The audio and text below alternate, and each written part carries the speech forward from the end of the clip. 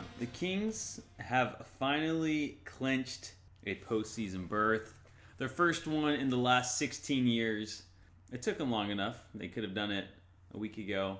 They waited until, what was it, Thursday, John? Wednesday. So they did it the day after we, spoke last time. So the Kings have officially ended their playoffs drought. They did that against Portland, beat Portland again on Friday, and then lost to the Spurs at home on Sunday. I was there. It was disappointing. Also kind of like whatever at this point in the season, feels like, but also a little disappointing. John, how you doing? Well, we were very disappointed last week that we couldn't talk about the clinch. Yeah. We had to change our whole agenda. And now, it's been about a week since the clinch. And that game on Sunday is kind of hard to ignore. Not for the game itself, but for a continuation of a couple of trends. Yeah. That are not good, that I think we'll dive into. Yeah. Well, tell me the trends. Wow. You want to dive right into it? Dude. You want to talk about WrestleMania? Dude, WrestleMania. Let me just a quick little... So, John, he was a big a WWE guy growing up. As a child. I was not, but I've recently started watching it. Not really watching it, but I'll catch a clip every now and then. I just feel very disappointed that I didn't have that in my childhood growing up. So I was watching WrestleMania this weekend, and I should have just bought the tickets to SoFi and skipped the Kings game on Sunday. But do you have any insight on WrestleMania? I don't. I do not. George Kittle was there. Of course he was. That guy's gonna... Who'd he fight? Where he was fighting someone. He was on the sidelines came out. Someone slapped him or something. He's a great football player, but damn, his personality is fit for that. Which that's not a compliment. No, he's kind of... I find him a little... He's a little forceful with his enthusiasm. Yeah. Didn't he... What was the award ceremony? He sang a song. Did you see that? I don't know. At the football award ceremony. All I want him to do is stay healthy. Yeah. We'll see. But I guess we should talk about the Kings. You sure? I don't know. Rey Mysterio fought his son in WrestleMania. That's quite the backstory. If anybody knows about the Dominic saga, 15, 20 years ago. Remember Eddie Guerrero? I don't remember I think he's cousin. I know he's cousins with Chavo Guerrero. I think he might just be Dominic's godfather or something. There's some family connection there, and they just kept dangling this idea that Eddie Guerrero was going to tell Dominic his and Rey Mysterio's little secret. But then, tragically, Eddie Guerrero in real life passed away, and I don't think we got any closure with that. But I was very surprised to find out that they circled back, for lack of a better term, to that storyline. And I think I'm going to have to start... I think I'm just going to abandon the Kings whole thing. Just get straight into WWE again. Start a WordPress blog about WWE. Are there do sports writers cover the WWE? It's not even a sport. It's an entertainment thing. I believe The Athletic posted something on Twitter about... Nobody reads that anyways. But you know who wrote it was Jason Jones, and he's the guy who was covering the Kings. Really? Yeah, he was I forget for what site, maybe Yahoo or something.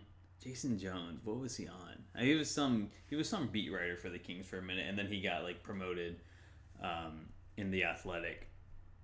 Or hired with The Athletic, one of the two, I don't know. But now, yeah. But I saw they posted something. It's by Jason Jones. It's hilarious. I heard it was one of the best WrestleManias ever. But they probably say that every year. Yeah. It's the greatest Super Bowl ever. Whoa. No, we don't need to get into Super Bowls. But WrestleMania went Hollywood again. I remember they did that. They reused the same phrase. WrestleMania goes Hollywood because they went to L.A. I think they had it at the Staples Center 20 years ago. Oh, really? Yeah. Dang. What was the theme song this year? I don't know if they had one. Because they always used to have a theme song for WWE, and they had Peter Gabriel Really? Like big time, like from like 1986 for WrestleMania in like 2005. Because they were going to Hollywood. It's like big time. Oh, big time. Yeah. I see. I don't think And the spot, actually, now that I'm thinking about it, the spots for that WrestleMania, this is what makes it the best WrestleMania. They would do these like spots or commercials where they would have WWE superstars kind of like act out these iconic moments from film. So they had like Booker T and Eddie Guerrero as like Samuel L. Jackson and whatchamacallit from John Pulp Travolta. Fiction. Yeah, doing the whole like, say what one more time. Yeah. And then they had like, I think like, might have been Triple H acting like Clint Eastwood or Dirty Harry. Like, go ahead, make my day. They were great. They had all these commercials for it. It really psyched me up as a child. So, if it ain't that, it's very underwhelming to me. I mean, I didn't see any of that. I haven't finished it. I only started watching it on Sunday on Peacock, and I really got into it. So I'm going to be finishing WrestleMania over the next day or two. But how long is it? It used to be a 4-hour event. Yeah, it's probably like 4 hours, but 2 days worth. So I'm probably like 2 or 3 hours in. Yeah, the national attention span's kind of declined, I think. Yeah, I guess so. So, yeah. Wow, shoot. And in other big news in the sports world, go ahead. The Masters are on this week. The Masters. That makes me kind of. It's a bittersweet thing to hear, because I don't watch golf, but I'm a big fan of Norm Macdonald, and he would do a live stream for the Masters for like 4 or 5 years. He did a live stream where he'd have a couple people on, and they would just kind of banter during the I think they do it on Saturday and Sunday, because it goes Wednesday to Sunday, right? Or Thursday to Sunday. Yeah. Do you wake up early and watch like the early coverage? I didn't. So I'm a new golfer. I picked up golf during the pandemic, and I really didn't start watching golf until last year, because Tiger Woods was out basically my whole time I've been golfing because of his injury.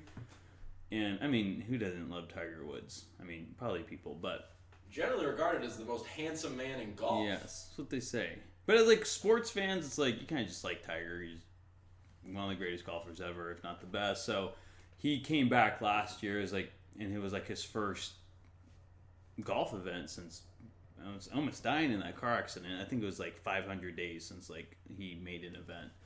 So I'm like, I should watch this. And I think he got on at like 6:30 one morning. I'm like, I'll wake up for Tiger. He's the only person I'll wake up for though early. I think one morning I like woke up at 5 to watch him in like one of the majors. I don't know, just got to see him beat Jack Nicklaus's record. Man. Yeah. Tiger Woods. So he'll be playing this week. He only plays 4 times a year now. So one of the times. Considering the way we're talking about the WWE and the PGA Tour, I think we could do a live stream of the Masters. We might as well at this point. The King's Talk duo covers the Masters. Yeah. It's Sunday at Augusta, and the azaleas are blooming. Right? Isn't that? Yeah, the azaleas with the what else they got? Maybe that is just. Aren't all the holes named after a flower? Yeah. I know all this from Norm. Yeah. Super Dave Osborne, all these guys. Yeah. The Masters. But Tiger Woods, generally regarded as the most handsome man in golf. Most handsome man in golf, Tiger Woods. You know his real name's Eldrick? I would go by Tiger too. Eldrick Taunt Woods. I think you remember Buster Posey. Mm-hmm. His real name is Gerald, and everybody would say, "Yeah, I'd go by Buster." With a name like that, Gerald. It was like Gerald something Posey the third. Yeah, I'd go by Buster. Buster Posey retired, huh? Yeah, he's like part of the front office now or something. Oh, is he? Or like something to do with the other. I don't know. I don't really watch whatever that evolution of baseball is that they're playing with a pitch clock. Oh, I know. I was watching. I was like 15 seconds. I'm like, you better not be a slow worker. Yeah. Like, what the hell? I know. It's definitely changes it up. But kind of on that note. What's the name of this podcast again? I know. We're 10 minutes in. Haven't said a little bit about the Kings. But to get back for our viewers who probably don't care about. Some don't. Maybe not care about the Masters. Some maybe don't care about WWE. But I guarantee most of them listening to this, if they're listening care about at the this Kings. point, Yes. if they've gotten this far, Mm-hmm. they're holding out for something, and I don't think it's more talk about Tiger Woods. No, I don't know. I feel like Tiger Woods could have a better, a better rating. I'll say it again. Generally regarded as the most handsome man in golf. Eldrick. I'm pretty sure people are turning it off right now. Did he just say that again? But let's get back to the Kings. You said there's like these trends happening in their losses. Oh yeah. So what are they? We're getting back to the Kings, where should we ladies and start? gentlemen. Well, let's start with this because it all funnels down from this. The Kings are a completely different team at home. Yeah. And most teams are, but they're generally better and fueled by their fans, and they raise the intensity, and they thrive off the energy. Mm-hmm. The Kings seem to thrive off adversity. They seem to thrive in a situation where they have to force the urgency. If they have to get in a position where, I guess as Mike Brown put it, if they're in a position where they kind of start thinking that things will start coming to them, as is prone to happen at home when you have what's generally regarded as the most vibrant fan base that's been dormant for 16. That's dormant. That's not fair. There's a lot of people that have been good fans, but there's a lack of consistent urgency at home, and you see it in the numbers too. The Kings have the best offense at home. Like of everybody at home, they have the number 1 offense. But I think they have the 29th defense at home. And then on the road, they're like top 3 offense and top 10 defense. Dang. That's crazy. Yeah, that's nuts. Yeah. And it's been something that we've talked about a lot, which is like, Mike Brown's done a good job of kind of like, he calls it like slippage. It's invisible and it's deadly at home if you just think things are going to happen.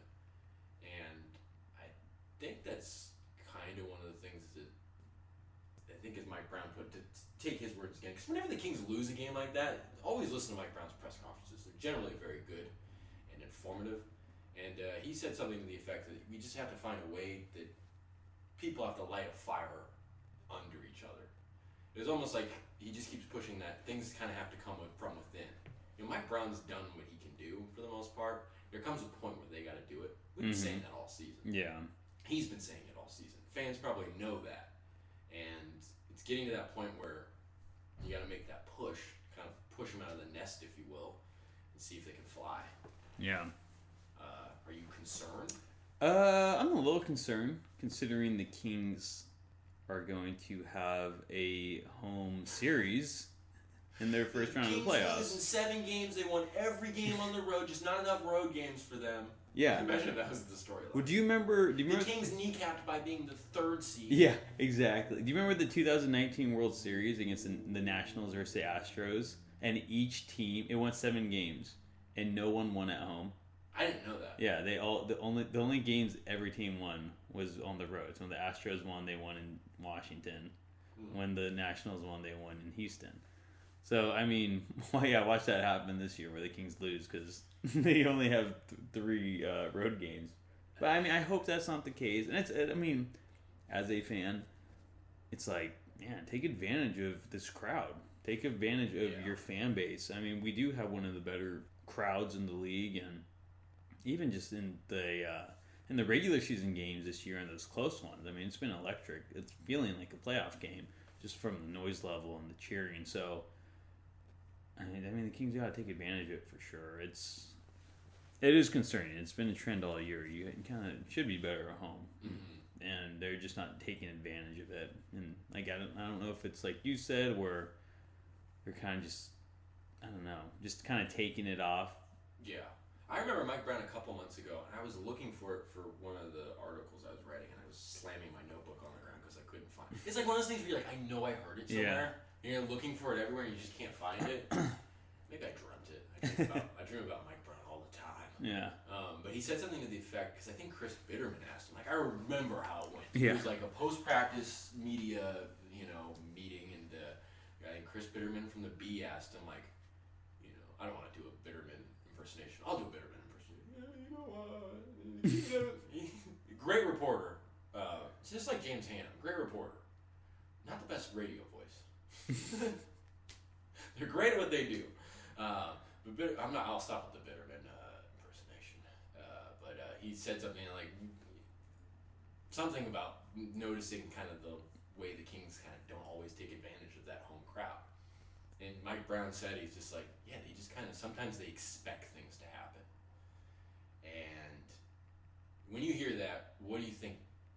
When you hear that, and that was a couple months ago, and you hear that and you know that that's still the issue, it was essentially rehashed the same way on Sunday afternoon.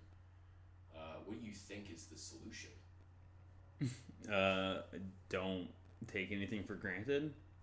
I mean, that's like the only thing. Like, play harder. I mean, like you said, the problem is clearly the defense. Get some stops. Put a little more intensity on that defense. Don't expect the crowd noise to hinder the defense.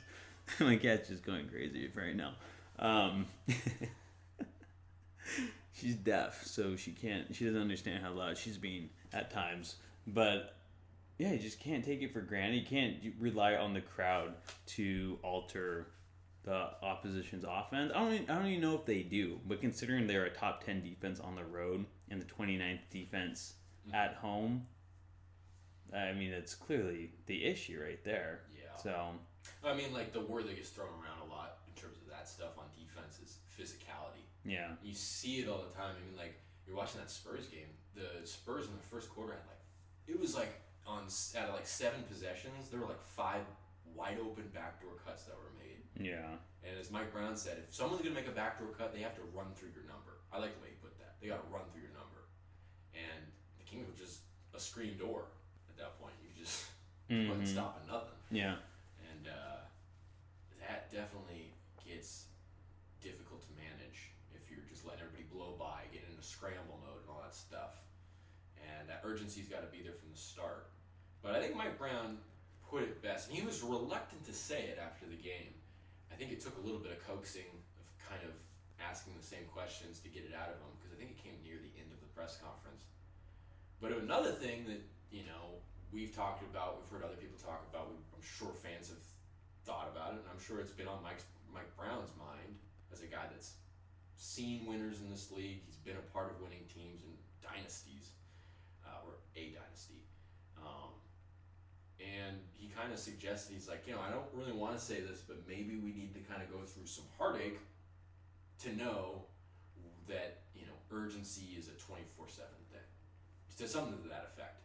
And by saying heartache and stuff like that, he's clearly saying we might need to lose in the playoffs. And that seems like the only way to learn. And we said that too, because it's just like, first of all, it's tough for any NBA team to, you know, go to the conference finals in their first season as a unit in the playoffs. Like, everybody will tell you, you can watch it, you can listen to people talk about it. Everybody knows that the playoff basketball is way different.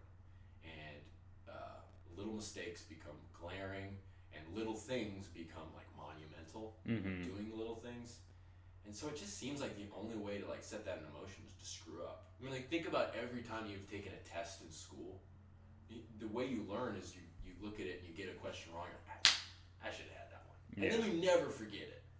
And so I feel like in that same effect, and you could probably go through and pick other analogies and metaphors there, but I kind of think they need to lose. I mean... But maybe they don't. They'd have to prove that. No, I get what you're saying. Like, I don't want them to lose, but I get what you're coming from. Like, isn't failure the best way to learn, right? So, I definitely hear where you're coming from. I don't want to listen because I just want the Kings to go all the way to the finals and win it in their first year. I get it. It's unrealistic. And, of course, them losing, they'll learn things from it for sure going into the next season. That's where the word that's been thrown around a lot is postseason experience, right? Just any kind of experience is postseason experience. You learn from your losses, and, you know, although there have been guys on this team that do have postseason experience, they don't really have it as a unit. Even De'Aaron Fox, one of the better players on the team, doesn't have postseason experience himself. So, I mean, you gotta gain it somehow. And definitely a loss will feel your fire a little better. Yeah, and to think about it in like a less cynical way, I guess, would be. And Mike Brown, another thing that he said at various points this season is like, you can learn from every game. It's really nice to learn from a win, as opposed to a loss. Yeah. So like, it's possible. And given kind of and this is why I don't like count out the Kings. I'm not saying they're gonna lose in the first round or they're gonna suffer heartache or something like that. And there's a better chance that happens than it doesn't. But I'm not necessarily saying that that's gonna happen. I think we've admitted that this season, particularly in the Western Conference, has been really weird. The Kings are kind of a wild card because they can be so good at times, and when they're playing their best basketball, it's like, wow, they're really good. Mm-hmm. And they're top 3 and have been one of the more consistent teams in a very inconsistent and janky kind of weird schedule or season.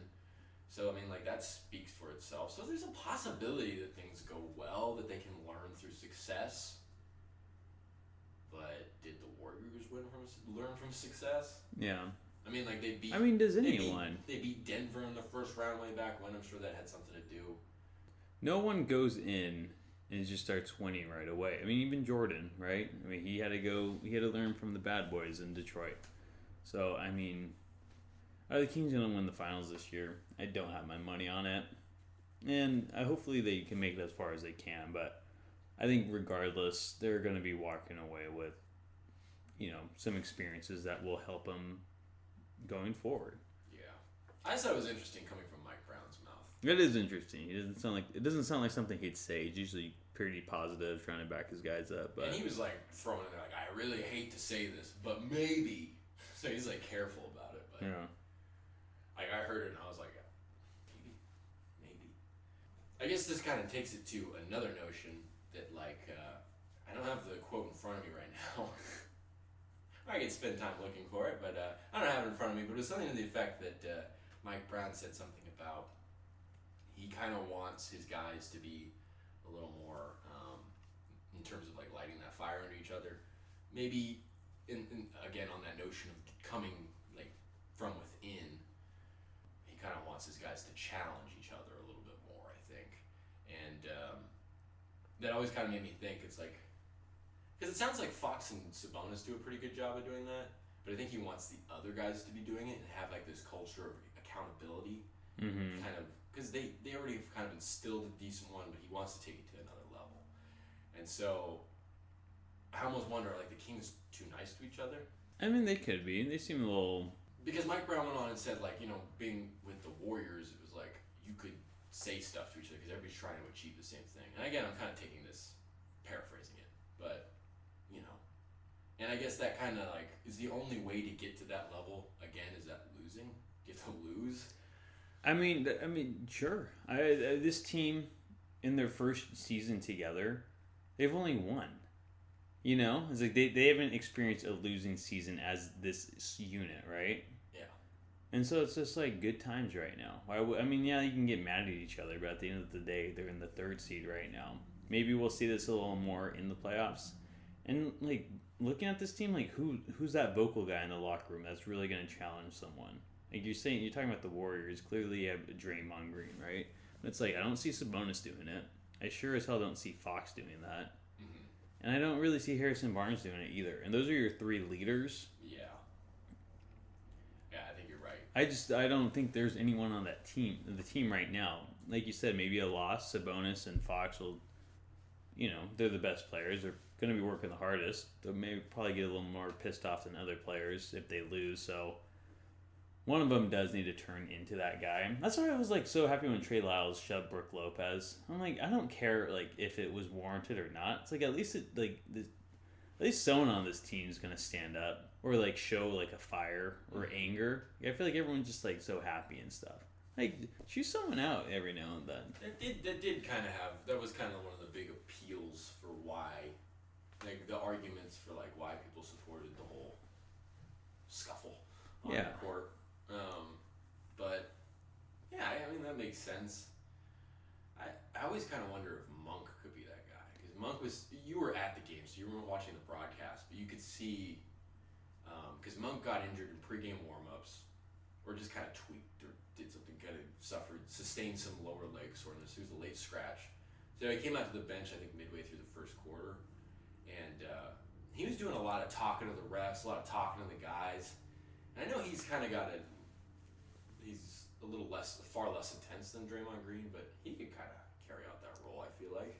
Because he constantly says, he's like, I just want to keep the guys together. And it's a completely different strategy to Draymond Green being in everybody's ear, being kind of an enforcer that cracks the whip. But I think Monk could kind of take on a similar form of that. I think Monk can do it as well. But he also comes out, he's also like that guy who's always smiling and stuff, which isn't a bad thing. But it's like sometimes it's hard to like relate the two. Yeah, it would be a way different approach. It would be a different approach, but I was kind of thinking Monk too when I was speaking. He just seems like a vocal guy, and like a vocal guy regardless is helpful. Yeah. Like you don't really see Sabonis or Fox being that vocal guy. And like I guess now we're really kind of honing in on something here, because that whole concept of he just wants it and needs it to come from within, because you can't just keep saying the same thing to the guys, because then it's just like, well, now you're getting stagnant with the same message. He always has to talk about how he has to kind of make these appeals in different manners and have different coaches doing it. So it's really important that they get that kind of locker room voice. Yeah. I mean, I think Sabonis does a good job on the floor of kind of being like a bit of a general, and Fox is a pretty good in that same light, but who cracks the whip? Yeah. I guess. And I don't know that there's really anybody on the team that cracks the whip. I don't think so. You know? I just don't see anyone with that vocal presence. What's if Kessler Edwards just started talking shit? You just leave the new guy and he's just like, alright, motherfuckers, turn on. Maybe that's what the Kings need. Video's gonna surface of Kessler Edwards just clocking like Davion Mitchell. Who would you want? I mean, I guess this is a question that we did no research on, but maybe that's what the Kings need to look at in the free agency next year. It's like, because like you have Harrison Barnes as your vet, and yeah, he's a good leader and stuff, but he's not the lead by example. Yeah, exactly. He's not the whip cracker like you were saying. So maybe they need to look for one of those guys. I can't think of. I mean, obviously Draymond's the prime example of that guy. So I'm having trouble thinking. It's difficult because if you're gonna bring somebody from the outside, they'd have to. It wouldn't be Draymond, but it'd have to be somebody that has with his caliber. Yeah, that somebody that's like, true. That can come into a new place and command respect. Because you come in and try to act like Draymond and not be Draymond Green with all the rings and the success. What about just like an old head? I mean, like I always he was silly because they were expecting him to contribute, but I always thought that Tristan Thompson was really good. That is true. Tristan was good. Very good vocal leader. He was. Where is he? He's working for ESPN. Is he? Yeah. He's out. That's crazy. ESPN or something like that. Yeah. But something like that. Yeah, I guess like an old vet doesn't have to play, I guess. No. But it has the experience, championship experience would be huge. I mean, I know we were talking a couple of weeks ago about like just based on the way he plays on the defensive end in terms of being this tenacious player. And it's been kind of a constant process that really I don't think has paid off so far. Like last year, it seemed like Davion Mitchell was gaining a voice. Oh, yeah. It's been really slow for him to kind of like step into things. Even seeing him in his own role this season, it's kind of taken till the last month or two for him to really like nobody's really worried about Davion right now. Looks good, looks confident, looks comfortable. But there's been like that adjustment. And that's the type of guy that like, he does it with his actions because he always plays hard.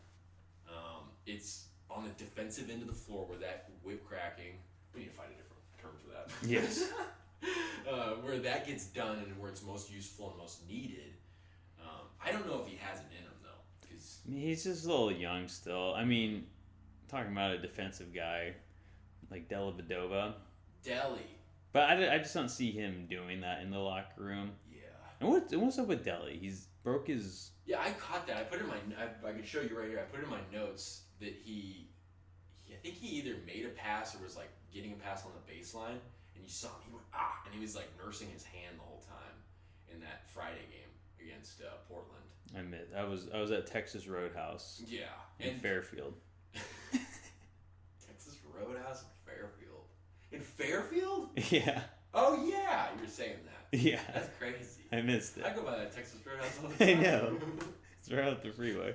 It was packed. It was packed. Or is it? It's a Cattleman's that's over Dixon. right over here. Oh no, yeah, there's one off of by Hazel. Yeah. Yeah, it's right off the freeway. There's also one in Dixon though too. That's pretty close off the freeway. Yeah, they always. Yeah. But Deli hurt his finger. Why? He's out for the rest of the year, right? Yeah, because there's only like a week left. But like that's. I think they said it was a week or two recovery. Okay, so it wasn't like playoff. We should double check that. I have no idea. But I kind of just saw it. I was like, what? Because he had like the nerve, because it was like a finger injury. So he had like the. Again, you were at the game, so you didn't see it, but when they showed him on the broadcast, his like cast, it had like those little like patches with like the little wires coming from it, so you knew it was like a nerve. Oh, interesting. Yeah.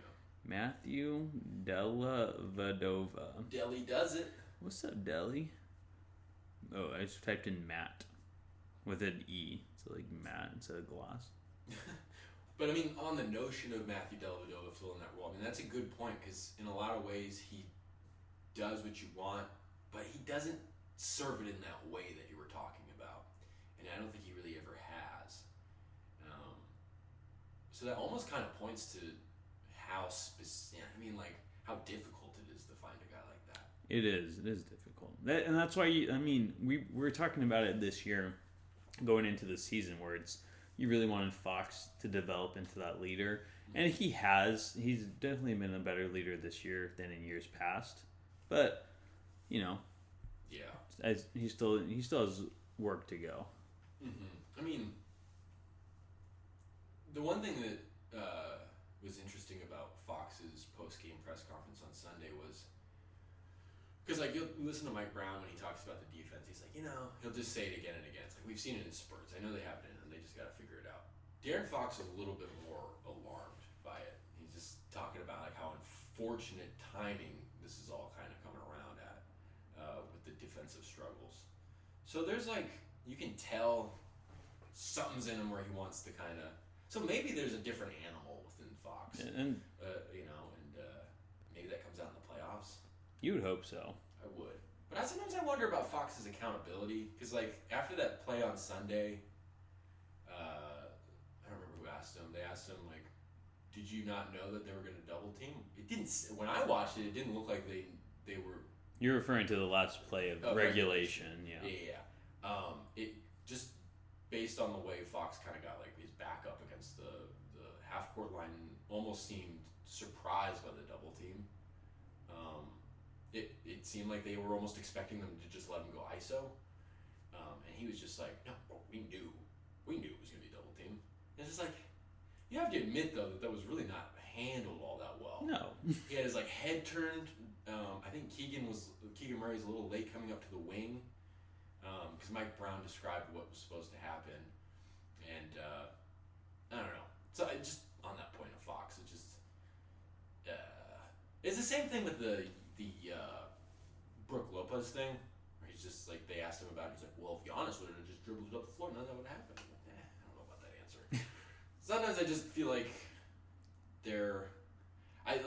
like you said, he's made tremendous strides as a leader. He's done a really good job, and he kind of is a vocal and lead by example type of guy. The way he's kind of shown his mettle on both ends of the floor, but I still think there's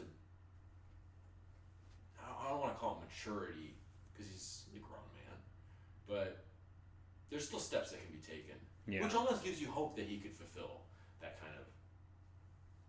I don't want to say it again, but that the local enforcer. leader, the enforcer. There we go. It's a perfect word. Just pick up Big Perk. Big Perk. Imagine signing him. Why not? Did you just sign Udonis Haslem? He's retiring. Udonis Haslem looks like he's just withering away from not playing. I'm like, I kind of remember him having a little bit more bulk to him, didn't he? But you probably have to be slimmer on your I have not looked at Udonis Haslem. Less weight on your bones at that point. But, that's crazy. Yeah. 3 rings. Udonis. What's that, Udonis? 3 rings, 5 finals. That's crazy. Yeah. 5. Yeah. 5? 6? 5. 6. Oh yeah, because of because they went in 2020. The bubble. That finals. Yeah. In quotes, that finals. Who did? Who did they lose to the first year? The Mavs. The Heat versus Mavs. Yeah, man. They lost the first one, lost the last one. That's like, man. That was like 10 years ago. Nowitzki. So I feel like he didn't get talked about enough. No. How good he was. I mean, like, obviously people give love to Tim Duncan because Tim Duncan probably was better, but Dirk Nowitzki, talk about a trailblazer. Yeah. Dirk. Dirk's crazy. Oh, it's always weird when I look at the all-time scoring list. Dirk's like 7. Like, you never expect him to be that high. I don't know if he's 7 exactly, but I know he's top 10. But I always expect him to be like 15 or something. Like, damn, 7? He was good. Stud. Except Dirk. Dirk? Dirk for Dorn? Oh my god. But, we got any good news? Oh, we can talk some good news. We were kind of talking last week a little bit about it. We kind of took a more of an angle about, like, Metu, but over the course of now 4 games now. Yeah. Minnesota, Portland, San Antonio. It's 4 games, and Alex Len serving as the reserve to Domas Sabonis, and that's about the best damn 4-game stretch of a backup 5 we've had. I mean, like, Metu, to be fair, has probably had 4-game stretches where he's been adequate and looked pretty good, but rarely have, really has he stood out. Like, sometimes you'll look at it and be like, they'll have like a 10-point, 6-rebound game thrown in there. But other than that, like, nothing really stands out. But Alex Len, it just seems like is making such an impact. And he just fits right into what they're trying to do. And it just, I mean, I said at the All-Star break, well, if they're not going to play him, you're left to wonder whether he's even playable. Like, why do they even have him? I mean, like, it seemed kind of mean at the time. But it was like, it almost seems like they're not playing him to spare him, not being able to get a job or something like that, or whatever the deal is, or so it doesn't hurt his value.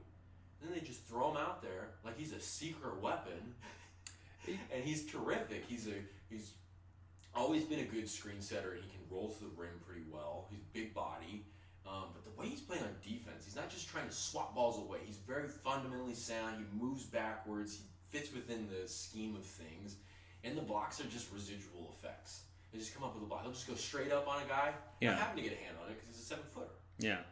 And I think, like, it's just perfect. The size and the shot blocking ability are added benefits, which I think makes it better. Because if you just had, like, a guy that's, like, trying to go out there and swap balls, you'd have Keita, who's going to rack up 3 fouls in 5 minutes. Yeah. Not know what the hell he's doing. Len has just been steady and good. And finishing plays, putbacks, great rebounder. Feels so stupid if I were Mike Brown. It's like, just why now? Like, why wasn't Alex Len playing all year? It's weird. I mean, I think he's been in the league longer than Metu, and he's older than Metu, but I feel like he's proven he's had different roles in the league. Yeah. Like, this was like Metu's first time having like a consistent role. Yeah, exactly. And so it was just, I don't know, because I remember, when did we have him the first year? 2019, 2020? I think 2020, because didn't you get him from the Hawks? We got him from the Hawks with... Did he play in the bubble? I know, did he? I don't remember either. I don't think it was I think it was 2019. The year before that? Because we had him the last 2 years. It was the year that the Kings got... Kent Bazemore. And also, didn't you trade for... who was the second overall pick? Jabari Parker. Yeah, Parker. Yes. I was going to say Jabari. We got Parker and Lynn from the Hawks. Yeah. And I believe we traded Dwayne Dedman back to Atlanta. And that's who we picked up. Dedman. He's a Dedman. He's a Dedman to us. But yeah, so like Alex Len, I mean, for all those Kings fans that remember that second half with Alex Len was super good. We didn't pick him back up. He wasn't like super good, but he was like the enforcer. Talking about enforcers, he was blocking shots, getting in fights, standing up for his guys. And then we didn't pick him up the next year. And then I believe, then we got him 2 years ago. So this is his second season in his contract. Yeah. I remember Monty. I'll say Monty today. He was just like, we were hoping to bring back Alex Len. Like, last season, didn't work out, so we're glad to have him back this year. And I'm like, perfect. Like Alex Len, I was bummed that we didn't pick him up in 2020. He was super good for us in that second half. And, yeah, he just didn't, not even last year, I don't feel like he played that much. Mm-hmm. No, not at all. Yeah, and then this year he didn't, I mean, he doesn't play. So it's, yeah, it makes you leads you to believe that he's unplayable in the NBA. Kind of bigger, maybe can't run the floor as well. But I'm also like, this guy's, he's not that old. I don't know. He was drafted in 2014, I want to say. Yeah, something like that. And, I mean, he's probably 30 or something. I really don't know. I'm not trying to analyze him that hard. But it's like, he has a place in this league still. Or I thought so.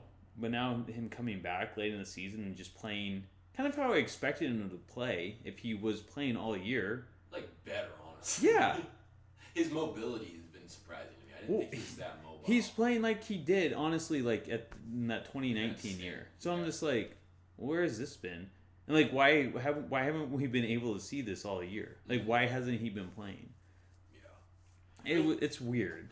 Yeah, considering how big the backup 5 position has been and the little to no chances he was given. We saw Holmes get tried out a couple times. We've seen Metu on and off. We even saw Kata come in. But like Len, it was just like, okay, he sucks. Like, of course you're going to assume he's just unplayable. Yeah. Because Frank Brown never went to him unless it was against like Jokic or something. Mm-hmm. Now he just comes in. And I think the only reason he started that game against Denver, because Katie Christensen pointed this out, that Alex Len gets, in practice, he runs with the starters. Mm-hmm. So I think that's why he started that game more than anything. Yeah. I think Holmes was the one that still got the majority of the minutes in that game. Yeah. But also, Len was like coming off of not really playing all season, and I think he was coming off of an illness, so his conditioning was really weak. I think he got in some foul trouble early too. Yeah, something like that. But that almost, like, when you think about that, it's like, okay, he was kind of more thrown out there because of his comfort with the starters and stuff like that. That kind of underlined that point of like, ooh, like, does he have a place? What's the deal with that? It's just all worked in. But the thing that I think about, because another thing that Christensen has been saying is that, like, maybe this is Mike Brown just like working him in, because when it comes to the backup 5, and we were talking about this last week, is it going to be matchups based? Because it's like, if you start playing the Warriors, especially if like Looney's not on the floor, like if you have Draymond playing the 5, you might need to be switching 1 through 5. And you can't do that with Len. You can't really even do that. You can't do it with Sabonis. They don't do that with Sabonis. Yeah. But you can do that with Metu. But then it's just like, it's looking more and more and more and more, and we'll get to this in a second, like they're going to play the Warriors in the first round. There's like no separation in terms of the Clippers and the Warriors right now. They just keep staying 5 and 6. Yeah. It seems like nothing's moving in the standings except like 7, 8, 9, 10. 7, 8, 9 really, because the Thunder have been sitting in that 10 spot for a long time. Yeah. But not to get caught in the weeds there. If that is indeed the case, it is kind of weird that they're going to Lynn now and Metu's kind of collecting rust. I mean, the Clippers, I guess you can play Len against Zubac and Plumlee. Yeah. So maybe you're hoping for that. That's why I think the Kings would really just. Maybe they're fine with Metu. Like he can plug in. He's had his run. Yeah. That's like, I don't know, Metu. We said it last week too, where it's like, well, remember when Metu had the job taken away when he came back against that that Orlando game? It was like a couple weeks there. He was playing probably his best basketball of the season. Yeah. So it's almost like you take something away from him. In that same way, kind of building that urgency through heartache. Yeah. Maybe that kind of brings out a better thing from him. And if that is indeed the case, now you got a double barrel shotgun at the backup 5 based on the matchup. So that could prove out to be real smart. But it's like, I mean, if you're going to switch 1 through 5, you might as well just have Lyles play the 5. Yeah, honestly, I'd rather have Lyles and like Kessler Edwards out there. Yeah, and Edwards is versatile enough to guard basically 2 through 4. You probably don't want him guarding some of the bigger guys down low, but versatility is key, and he's versatile as hell. Who's the 4 on the Warriors if Draymond's at the 5? Dude, Wiggins? They play DiVincenzo at the 3, so Wiggins probably. if he comes back and is playing all right, that'll be interesting to see what happens. But the Warriors are. I want to make one last point about Len before we move on to the Warriors. The other thing we were talking about when we were thinking about are the Kings going to pursue a backup 5 is, do you want to get somebody that's just going to be like a lot of people wanted shot blockers, but I guess we were kind of like, well, maybe you want somebody like Plumlee because it's somebody that can plug in and be like Sabonis. Len has been doing that. Len's obviously not as good of a passer as him. He's obviously not as much of a threat, but it's like, in a lot of ways, he's kind of, able to be a good screen setter, smart enough to kind of just make the right pass. And I think another thing that's really helped is that's like 2.5 years total, stretched over 3 seasons, where he's got to play with De'Aaron Fox. That's true. And I think you saw it in the second Portland game. Monk hit him a couple of times. It's like, it just seems like everything just kind of fits in. I mean, he's obviously not Sabonis, but not anywhere close. But kind of resembles him more so than Holmes or Metu. Yeah. Holmes just makes no sense. Holmes is just the biggest disappointment of the year. It's just, if he was bigger, it'd be a little better. But or he could shoot the 3. One of the two. Even whenever he goes out in garbage time, he's putting up a 3 every time.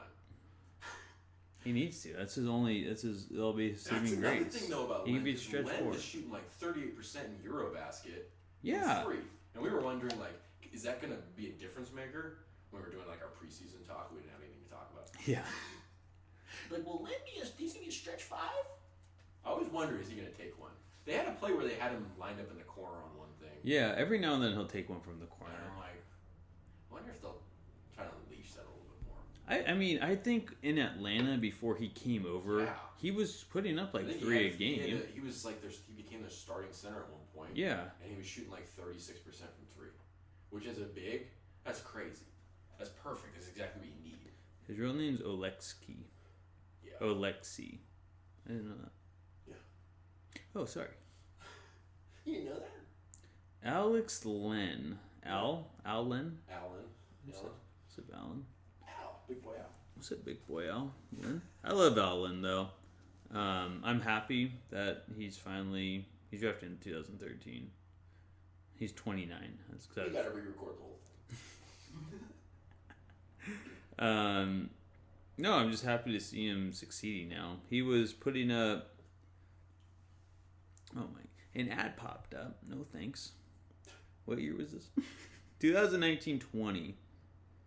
He was shooting 36% from 3 on 2.6 attempts a game. So, I mean, that's pretty good for Alex Len, considering he's never put up 2 attempts. He's only put up, in a single season, more than 1 attempt 2 other times. Oh, no, only 1 other time. I don't know, it's just kind of weird. He had that year, and then he's not really ever shot the 3 ball again. Mm-hmm. I'm sure that if the opportunity came where he'd get one, I'm sure he'd put one up, and I'm eager to see what would happen. I mean, he's done it in the past, and when he definitely played a little more last year than this year, especially when Sabonis went down. I remember him throwing up corner ones, and he was like, oh my god, he made it. He was like that wide open threat, kind of like Sabonis. When Sabonis is wide open, it's like, he'll pull the trigger. Hit one on Sunday. Yeah, that's a big one, too. Yeah.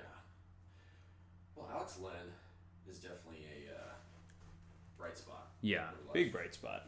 And you can throw, Kessler Edwards. Another thing I want to talk about before we move on to the Warriors is we were talking about Davion Mitchell really filling into his role. One of the things that he's done over the last 2 games, he had 5 assists in that second Portland game. He had 4 assists against San Antonio. Now, that was without Monk in the second one. So he really had to take on his added role. But this is a guy that averages 2 assists a game this season. I think 2.2. Yeah. And I feel like in that Portland game, the Kings at a couple points got a little bit away from... There's another issue that they do sometimes. They rely on that freaking 3-point shot. Yeah. Which is fine if you get... This is where Katie Christensen sounds like a broken record, but she should. She always says, I just don't like those threes because there's no paint touches. And I go, you tell them, girl. Because I totally fucking agree. Those are... And then in the overtime period, it's like they gave up because they took 4 straight threes. None of them came with a paint touch. They missed all 4. And they sunk their chances at that point. Mm-hmm. But Davion Mitchell in that Portland game, in a similar way that Harrison Barnes will kind of get things back on track, drove in, kicking the ball out for spray threes, dumping it off to the big man, or even finishing. And it's just you start seeing him do that. You see the success. You see the assist numbers go up. You really start to see him we were talking about him getting more and more comfortable in his role and more confident. It's like, that's almost the missing link. Like, we're talking about, like, defense is there, okay, the offense, but that other element of the offense is being the point guard. You know what I mean? Yeah. And I feel like he's really stepping into being more of the head of the snake, as Mike Brown puts it. So I don't know. I think Davion Mitchell has been on a steady upward trajectory, basically since the break, about the All-Star break. Yeah. Mm-hmm.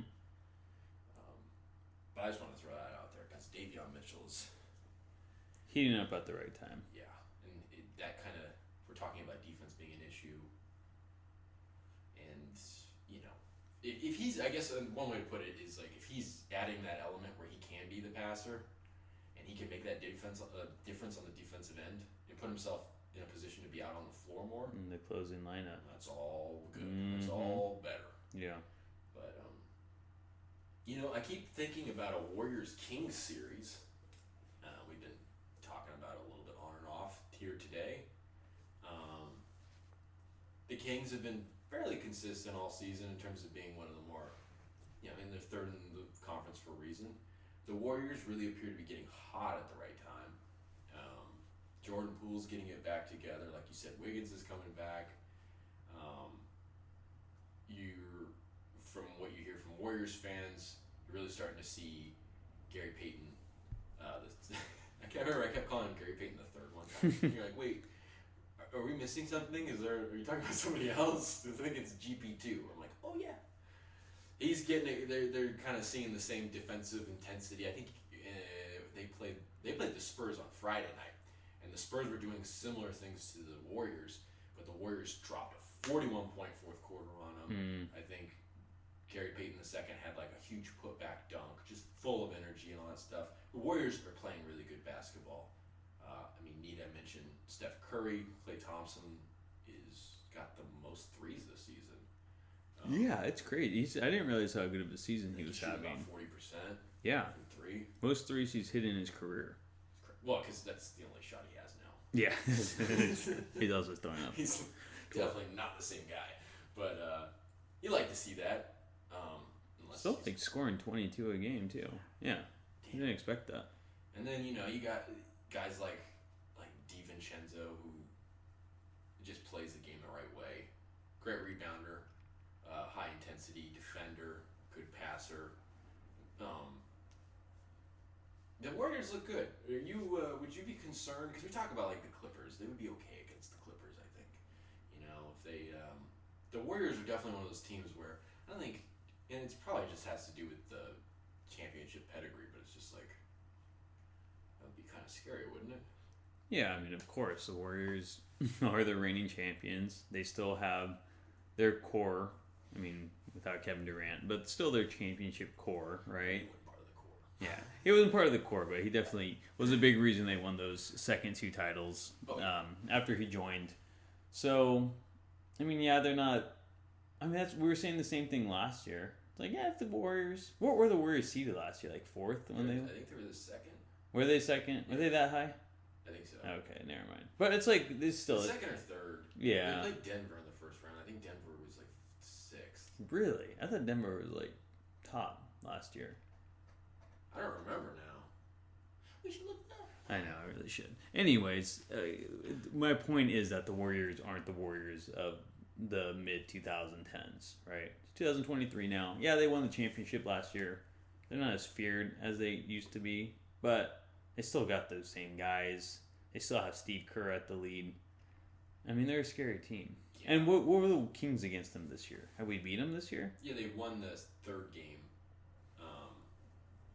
But they lost the first two. They lost one. I think the first game that they lost to them was the one where Metu played the whole fourth quarter. The second one was... that was like the second or third game of the year. Yeah, and then the second game against them was the controversial no call. Oh, yeah. They finally got him the third time. What happened then? Yeah.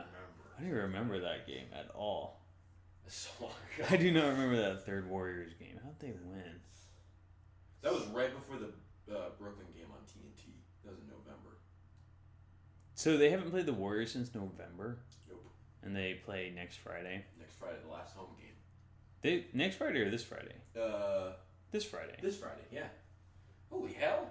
It's April. Dang, they haven't just really. Yeah, I remember now. So I'm like, they play the Warriors 3 times in the first 10 games. Yeah. That's what it was. Yeah, they did get it all. Man, what was that third game though? I want to know what happened. I don't know, it doesn't even matter. I don't know, but it was the only one that they played in Sacramento of those 3. And the Warriors are a terrible road team. Yeah. Even though. Well, but that's what we were talking about last week too. Actually, they're gonna be able to travel well, and there's a lot of Warriors fans that have been, whether you like it or not, have been Warriors fans for a couple of years now. They're gonna come out and cheer. It'll be interesting though if we do play the Warriors, like you said. And I think we were talking about this last week a little too. Is that the Kings are a bad home team, but the Warriors are maybe a worse road team. Oh, easily a way worse. So it's kind of maybe it'd be beneficial that way. Could be. But I mean, it almost feels like a neutral setting. Yeah, because then they're good at home, but the Kings are good at the road. Yeah. So it kind of just equalizes everything. And another thing too is Draymond said it before. Didn't he say it this season? He's just like it's really hard to bring the intensity for a game in October or November. Meaning, pretty explicitly, man, I'm just ready for the playoffs. And they know how to turn it on. I mean, that's one of the things. They're just blatant that they don't give a shit about the regular season. Yeah, they haven't since they broke the the record. Since they broke the record and lost the finals, they're like, okay. I mean, we know what matters. Yeah, and it's just it's just kind of been the thing ever since Durant first went there. So when Durant first went there, it's okay, well they'll win, 55 games or whatever, go to the playoffs and steamroll everyone. Yeah. Except for Kawhi Leonard. I know Kawhi, Zaza Pachulia, dude. But talk about how important Kevin Durant was. Man, if Kevin Durant wasn't hurt. No, yeah, for real. And then Klay Thompson risked his life in the final game. Missed 2 seasons of his career. I know. That's crazy. He missed 1, and then he Then he had a setback. It was No, he tore his Achilles after that. Yeah. It was just a different injury. It was a knee injury and then an Achilles injury. That's crazy. Poor Klay. That's why it was so cool to see him come back. And he's the most down to earth player. Yeah. People always are Steph Curry's down to earth. I'm he's not down to earth compared to Klay Thompson. I agree. Klay Thompson is But it would be fun though, getting back to the Warriors Kings. Yeah. 2 NorCal teams. Again, you were talking about it, there was a lot of bandwagon Sacramento fans for Golden State because the hell were the Kings in the last 16 years, right? Mm-hmm. So a lot of people went with the Warriors. I'm assuming we're getting some of those fans back. But like you said, a lot of them still exist. So it'd be nice to maybe, I don't know, I guess they're one of our bigger rivals, obviously, them and the Lakers, just for the proximity of the 2 teams as cities. And I don't know, it'd be kind of fun. Because, kind of sick of all the Warriors hats in Sacramento and stuff. Let's to be fair to some of them, a lot of people have been priced out of the Bay Area, so they live in Sacramento That now. is fair. So there are a lot of Bay Area natives. Yeah. So they're not all bandwagon fans. They're not all, but there are enough. No, there's a lot of them. Yeah. And you can tell. Mm-hmm. Because, they talk about Steve Kerr without mentioning Mark Jackson or... Yeah. They never mention, David Lee. David Lee, dude. I don't remember David Lee. I love David Lee. I miss David Lee. But that was that transference from David Lee to Draymond Green was perfect symbolism for the change in the NBA. Yeah. David Lee, it's just I think David Lee would probably be a solid 5 in this league today, but man, that was it. But that would be a great series, and NorCal. I think Katie Christensen said it for one of the Portland games, but it's we're on track to have, for the first time ever, all 4 California teams are going to be in the playoffs. That's crazy. Isn't that nuts? Because when the Kings were good, the Warriors sucked. Mm-hmm. And for the last Clippers 16 sucked years. too. Oh yeah, can't forget about the Clippers. They had the longest before us. Yeah, they didn't they go 20 seasons. No, 15. 15. The Kings literally. Oh, they broke that record. The Kings have the NBA record of the longest postseason drop. Boy.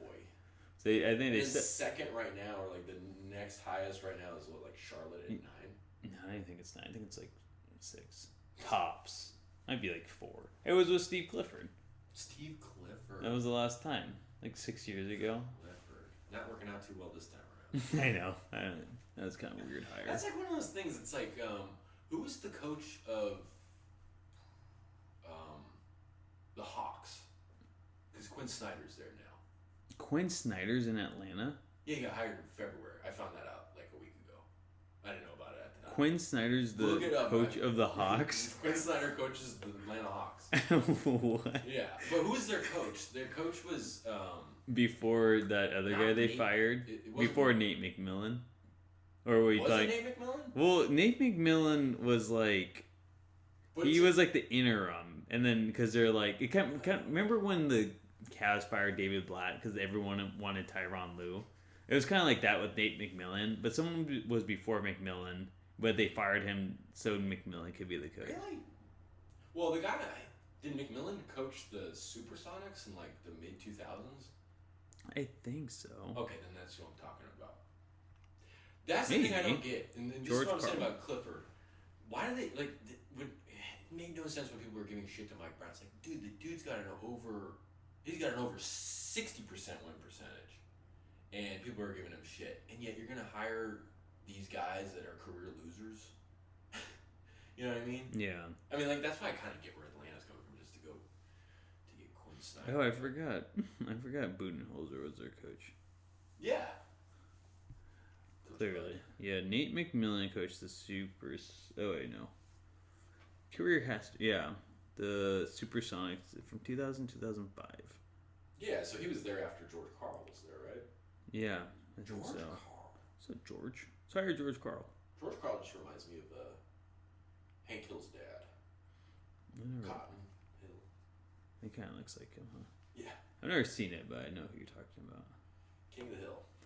Yeah, I do. Quinn Snyder. When did he go to Atlanta? Why was that not a big deal? I don't know. Well, I don't know. And why would he go there? Why wasn't Quinn Snyder hired? I don't know. I mean, he kind of because he got fired after, or they mutually parted ways, I think was what it was, after they lost the playoffs. And, like, I think a lot of those head coaching vacancies filled up pretty fast, didn't they? No, not really, because they didn't hire Mike Brown until May. Was it May? Yeah. Damn. Because I was in beautiful Hawaii. Dang. Or I was about to go. I don't know. That was weird, though. Yeah. But I think Quinn Snyder just, like... And also I think it was, like, once you get kind of moved from that job, I think you just wanted time to think about it. Yeah, that's fair. But why go to the Hawks? Mid-season.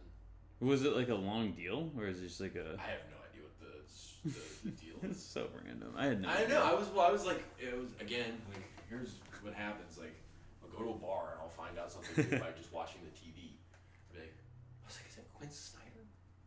Like, talking to, like, you know, like Trae Young. What? That's a disappointing team. Team's super disappointing. That's what happens when you get rid of Herter, right? Get rid of Herter and not use him correctly. Man. Kevin Herter. Headband. Headband Herter, dude. Tighter than headband. Big Hurt. That's a great. I love that nickname. That's a good one. But we got some more. What else we got on the docket? Or is that it? That was kind of what I wanted to touch upon, but you know, on the notion of playoff teams that the Kings could face, this is kind of a question we've talked about every week. But I feel like as we talk about it, we get a little bit more poignant with our points. Yeah. We actually kind of file it down into something. We were talking a lot about Minnesota last week. The Lakers, man. Yeah, they're looking like more and more of a threat every game. I mean, LeBron in the playoffs. Scary. Well, forget about LeBron. It's Austin Reeves. Yeah. I remember, I don't think I've been able to say this on the podcast, and I wanted to say it at the time. The Kings played the Lakers. It was one of the early meetings. It might have been the first game that they met up this season, which would have been, I guess, early November. It was like, yes, it was like November 11th. Hey, yeah, he was looking at the schedule. I know it off the top of my head. No, I do. I know. It was the day after. 11/11. It was the day after my buddy's birthday. That's how I remember. Wow. It was the day after Veterans Day. No, it is Veterans Day, 11/11, isn't it? Yeah, and you're right. It was Veterans Day. You're right. Well, Austin Reeves was like, you know, getting his buckets, and then Katie Christensen and it wasn't Mark Jones, it was Kyle Draper. were just like, he's just so erratic with his drives to the rim. I'm like, give this kid a break. He is getting buckets. I love Austin Reeves. I like Austin Reeves. I love Austin Reeves. They're talking about him signing like a max. Not a max, but like 4 years, 80. I'm like, really? I don't know if I like him that much. I don't know either. But that's what they're talking about, though. That's what I'm hearing. I'm like, really? The Lakers have made mistakes before. I don't know if he'll stay in LA. I don't think they can afford him. I don't know. 4 years, 80. I have no idea. That's a little dramatic. That's why I don't have a job in a front office. Yeah, exactly. I've been trying. It's like signing Chandler Parsons. Remember that guy? Yeah. Fucking, the Lakers signed Carlos Boozer 1 year ago. Carlos Boozer? No, he got was. bought out, I think, by the Bulls, and then he ended up going to the Lakers. He was on the Lakers for a second. I don't know how long, but he was. I think everyone just goes to the Lakers at the end of their career. Someone was just talking to me about that. They're like, it's a good chance we'll see either Fox or Sabonis in a Lakers uniform by the end of their career. Some random guy, again, at a bar. Okay. Bum a cigarette off somebody, listen to their stupid conversation. It's like, what do you do for a living? Like, I don't really do anything. Oh my Can I do god. this podcast thing? And then I don't know. Yeah, this is interesting. But Lakers today, that's one of those teams that They're getting scary. Yeah, they look good since And the deadline. and I'm really interested to see. I guess it would be tonight. The Kings and the Pelicans, because that's a team that's won 6 of the last 7 or something. Like Yeah, that. They're very hot. they've been hot. And I think Brandon Ingram has had like in that same stretch has had like 5 or 6 30-point games. So he's feeling it. I think he's shooting like 45% from 3 right now. Damn. So he's just on the money. Mm-hmm. And I think that'd be kind of an interesting thing because they played New Orleans twice. They got beat up and then they beat them up, right? Yeah. And I think they were respectively on their home floors. Yeah, because they destroyed us at home. Yeah. It was a schlacking. Or no. On where the hell is the first one? We're looking at the schedule here. See, they lost the road game and they won in March. Do you remember that one? I don't think they had a bunch of players playing. In the March one? Yeah. Now I'm mixing that up. I don't remember. No, I think the one where they got shellacked. I think they didn't have anyone. Yeah. And we lost by like 30. And we're like, what? I think, and then it was, yeah, because they lost to Indiana. And I don't think Fox played in that game. That first Yeah. game. Because he didn't play that Indiana game. And I think his son was born one of those days. Mm-hmm. Baby Rain. Everybody says Baby Rain. I'm just like, I just think of rain, like precipitation. Baby Rain. Do you think Like it's a light mist. Did Baby Rain. the name King, the fact that he plays for the Kings, was that have to do with the son's name? I didn't read it, but it was like Jason Anderson's headline. It's like Fox and his wife picked King's themed name. So yeah, I think it was. You think? Supposed to. I just read the headline. I don't know if it was really because I think there's always a paywall. Zach Beatty. I know, it's a bummer. And I gotta save my free articles for Bitterman stuff. Yeah, I know. I always have to use my 2 free ones. Yeah. And that was not worth it. Or go webpage archive, but I'm not supposed to say that. Yeah, right. You can link all the athletic articles to it. I know. Oh my god. But yeah. Lakers, Warriors, either one of those though would be exciting. Yes. I mean, it's the 2 biggest rivals of the Kings. Be fun. Be fun to play LeBron in the first round. Be fun to play Steph Curry in the first round. Mm-hmm. So and both these teams want to play the Kings for different reasons. And as Mike Brown said, and I like this too, he said, if I were them, I'd want to play us too. Until we prove otherwise. I mean, everyone Simple wants to play fact. the Kings. If you had to choose between the Grizzlies, the Nuggets, or the Kings, you're going to take the team with no experience. Exactly. Even, honestly, anyone. I mean, anyone in the top 8 right now. Yeah. Yeah. Right? Yeah, top 8, yeah. Yeah. It's the Kings. It's the Kings. And to cut Draymond some slack, the only reason he wants to do it is for the travel. And that's what he says. I know. I mean, he said I think that. he's smart enough to know, like, not to say what the Lakers said. Which I don't even know. It was like a report. Like, the Lakers want to face the Kings. Yeah, I didn't know who said it. And probably it was just like, you could make that report, like, here in passing from, like, a trainer Yeah. And it's like, well, we're talking about it. It's like, of course they want to play the Kings. Like, Yeah. So that might not even have been a big thing, but it definitely stirred stuff up. Yeah. It would make that series exciting. Yeah, it definitely would. Be fun. I'm excited to see. I mean, we have 4 games left. We got about... When's the last game against Denver? It's on a Thursday? No. On a Sunday. It's on a Sunday. 12:30. Got whiskey on a Sunday. It's the Nuggets. So we have 1 week left of regular season basketball. And then the playoffs don't begin until April 15th. That will be the Saturday after the last Denver game. So we have about a week between the last regular season game and the first playoff game. It'll be exciting. Yeah. New Orleans, Dallas, Golden State, and Denver to end the season. Dallas, man. Where are they? What are they ranked? Like, they're 11th right now. Damn. They just keep losing. And, like, the Thunder have lost, I think, 3 straight. But, like, Dallas just keeps losing, so they can't slide into that spot. I mean, even if Dallas makes the play, and they don't defend, so they're not going to... Like, you think the Kings have defensive issues? Man, like, at least Domas and Fox are decent defenders. Yeah. Kyrie's a sorry excuse for a defender, and then Doncic is just not a defender. Yeah. Not in any freaking way. No. So, that kind of, in terms of looking at the Kings' chances, it is nice that the Kings have 2 stars that kind of play both ends of the floor fairly well. Yeah. Like, I don't... Not special. Nothing special, but they do. Given their role on offense, they really bring on the defensive end. I mean, like, Sabonis... Very underrated. Goes straight up. I love Sabonis on defense. Yeah, he's very underrated. I remember writing some articles earlier this season. You put them on Reddit. People are like, he's fucking stupid. Yeah. They need a shot blocker. Watch him defend Morant.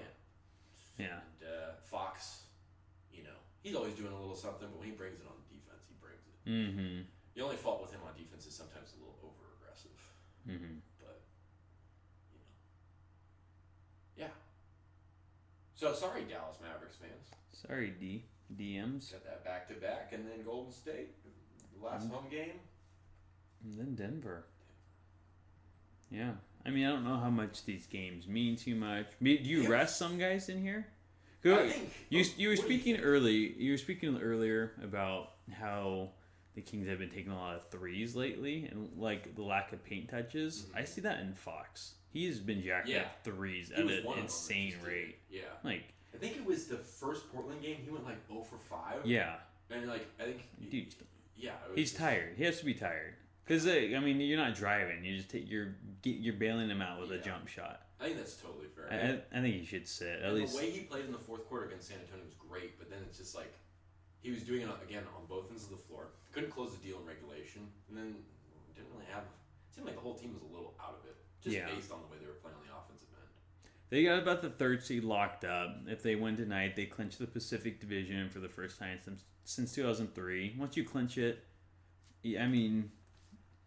We play New Orleans. Maybe play him against New Orleans. Sit him against Dallas. Maybe even sit him Sabonis and Fox the last game of the season. Like you said, you're not really playing for much other than extra wins at this point. Maybe you want to keep the guys fresh, but you're still like a week out until the next game. So I say you definitely have to sit him against Denver. You can't risk injury. And if you have it locked up for sure, unless they somehow have not clinched the Pacific. Next 4. Yeah, so that's another thing. The Suns, I think, have won all 6 of their games with Durant.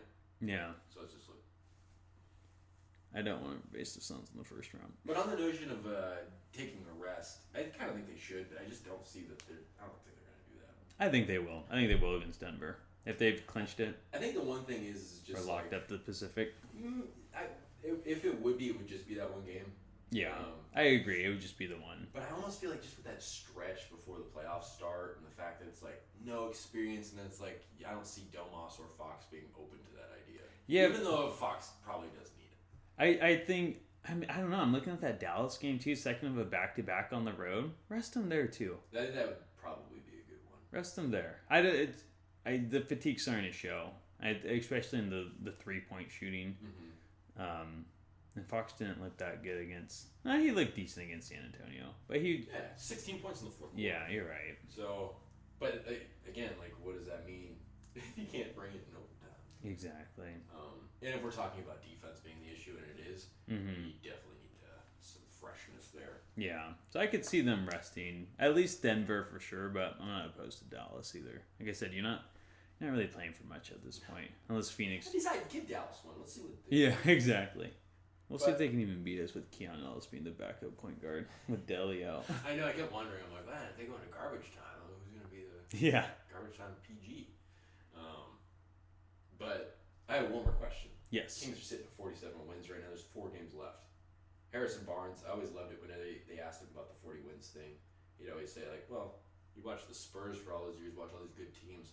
50 was the number. Yeah, as it should be. 40 is not even a winning record, no. Like we've talked about. No. But do the Kings get to 50 wins? Can they go 3-1 in this stretch? Can they? Yes. Will they? I don't know. That San Antonio game was just like, that's the easiest game to end the season, or maybe Portland, but still, San Antonio at home. Yeah. Like, and you lose that one, and they look tired. I don't know if they can. I can see them getting 49. I don't know about 50. You think? Yeah, I would probably almost bet against it, especially if we're talking about like resting and them being tired and stuff like that. I mean, they probably go 2-2 in this final stretch. I agree. But 49 wins is great. But something that is way off topic, not really off topic, but you were talking about the Spurs, and they're playing really well in this season. You know, they were coached by Popovich, Hall of Famer. They got a really good chance to get, I'm not going to say his full name, Wemby. Yeah. Victor W. And, under Pop. Imagine if that happened. Yeah, that'd be crazy. That would be, Yeah. Popovich would just get, rejuvenated. Yeah. Have another big like that to coach. It'd be crazy. That'd be something to see, though. Yeah. But I don't know. We'll have to see. Who's in the run? I guess San Antonio, Houston. I don't know. Who's the worst team in the East? Portland probably trying to get in there. You're trying. But who are the bottom 3 in the East? I don't know. Magic, I'm assuming. I feel like the Magic win a lot of games. No, I don't. Well, not like in terms of like being a shitty team. Detroit, I'm assuming. They beat Boston twice in a row, like earlier in the season. Well, let's just look it up. Not to say that they have a good record, but it's just like the worst teams in the East are the Pistons, Hornets. Oh, the Pistons. The Pistons have the worst record in the league, don't they? They have like 15 wins. They have 16. Oh. And the Pacers, what happened to them? And they fell off. Yeah, jeez. Didn't Halliburton get hurt for a bit? Did he? I don't pay attention. Magic, though, it sucked, obviously. Yeah. Wizards are pretty bad. Nah, they're not that bad. Yeah, man, if the Pacers, though, got Halliburton and Wemby. That'd be crazy. Nuts. That would be nuts.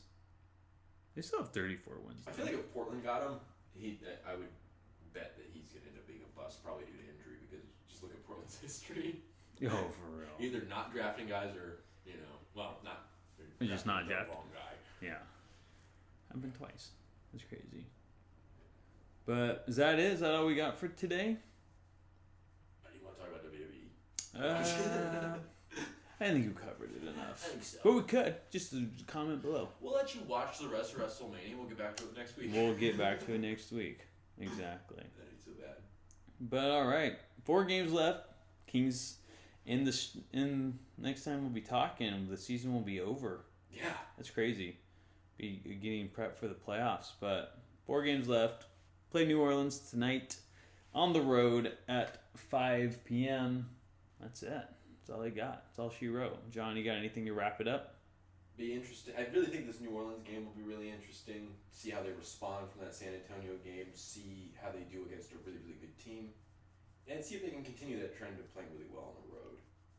But, yeah, it'd be nice to see what happens these last 4. Yeah, it'll be interesting to see. So, as always, thanks for tuning in. Until next time, have a good one.